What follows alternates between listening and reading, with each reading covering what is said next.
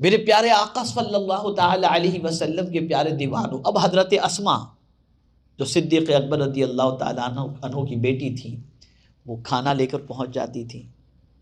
ابو جہل نے چھپ چھپاتے ہوئے پہنچتی تھی، خادم بھی پہنچتا تھا، اسی طریقے سے کوئی دودھ پہنچا دیتا تھا، کوئی کھانا پہنچا، لیکن اس طریقے سے جاتے تھے کہ کسی کو خبر نہیں. وہ چلتے تھے، راستے کا نشان مٹاتے مٹاتے جاتے تھے، اس طریقے سے پہنچتے تھے.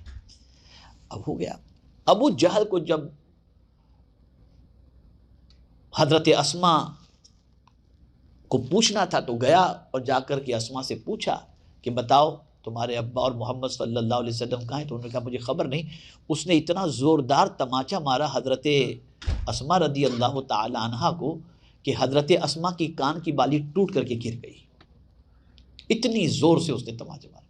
اب آپ دیکھیں اس کے باوجود حضرت اسما کہہ نہیں رہی ہیں، بتا نہیں رہی ہیں. صدیق اکبر رضی اللہ تعالی عنہ اور ساتھ ہی ساتھ رسول اعظم صلی اللہ علیہ وسلم 3 دن اور 3 رات اس غار کے اندر اپنا وقت گزارتے ہیں. اور اللہ اکبر، پھر اس کے بعد دشمن جب غار کے دہانے پر پہنچتا ہے، اور غار کے دہانے پر پہنچنے کے بعد انہوں نے جب ہر غار کو اور ہر چیز کو دیکھ لیا، کہیں کچھ سمجھ میں نہیں آیا، کہیں نہیں ملے، تو اس غار کے قریب جب پہنچے تو علقمہ نے کہا ذرا دیکھ لو شاید اس غار کے اندر ہو. تو جیسے اس نے یہ کہا تو آپ جانتے ایک اور نے کہا بولے تیرے سر کے اندر دماغ ہے یا نہیں، دیکھ نہیں رہا؟ محمد صلی اللہ علیہ وسلم کی ولادت سے پہلے کی یہ جو ہے وہ مکڑی کا جال نظر آ رہا ہے اور کبوتر نے انڈا دی ہوئی ہے، بھلا یہ کیسے یہاں پر جا سکتے ہیں اس طرح سے. لیکن جب نظر صدیق اکبر کی دشمن کے پیر پہ پڑی تو صدیق اکبر نے حضور صلی اللہ علیہ وسلم سے عرض کیا حضور دشمن کی جیسے ہی انہوں نے گردن جھکائی تو ان کی نظر ہم پر پڑ جائے گی. قربان جائیے میرے آقا صلی اللہ علیہ وسلم نے فرمایا ابو بکر لا تحزن ان اللہ معنا، ابو بکر غم نہ کرو اللہ ہمارے ساتھ ہے، غم نہ کرو اللہ ہمارے ساتھ ہے.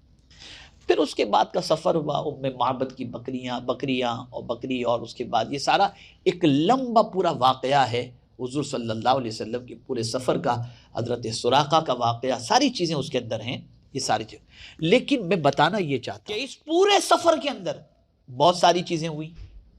مولا علی کرم اللہ تعالی وجہہ الکریم کو سرکار صلی اللہ علیہ وسلم نے چادر پہنائی، انہوں نے وہاں آرام کیا، یہ بھی واقعہ ہوا.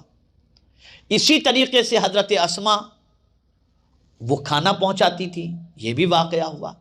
راستے میں سراقہ سرکار صلی اللہ علیہ وسلم کو پکڑنے کے لیے روانہ ہوا اور اس نے کوشش کی، یہ واقعہ بھی پیش ہوا. ام معبد کی بکریوں کا معاملہ، یہ بھی واقعہ پیش ہوا.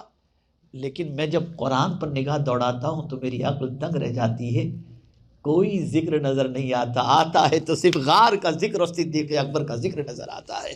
اس ذکر سے مولا نے بتا دیا کہ اس کے نزدیک صدیق اکبر رضی اللہ تعالیٰ عنہ کا مقام کیا ہے، کیا مقام ہے.